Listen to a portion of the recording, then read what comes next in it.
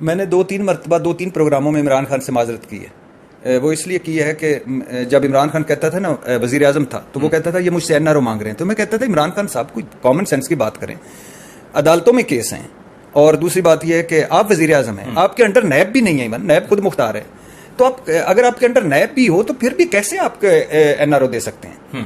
तो आज मुझे पता चला कि ये तो बड़ा आसान था, नैब खत्म कर दो, तरमीम कर दो, तो एनआरओ मिल जाएगा। आज उन्होंने खुद को एनआरओ दिया है, और ये मेरी जिंदगी का सबसे बड़ा एनआरओ है।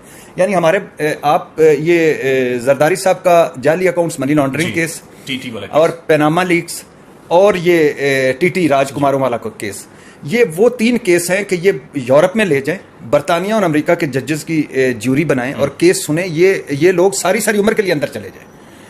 केस क्या होता है, अब तो खैर खत्म हो गया। केस क्या है? केस बुनियादी तौर पे ये है कि ये आपकी जो दौलत है जी है, और ये साबित करें कैसे? और अब आपने ये कहां से कमाई। एवनफील्ड का क्या केस था? एवनफील्ड का केस था कि सिंपल सा एक सवाल था कि ये मनी ट्रेल दे दे, ये पैसे कमाए कैसे, पैसे आए कहां से, पैसे कमाए कहां से, और पैसे भिजवाए कहां से।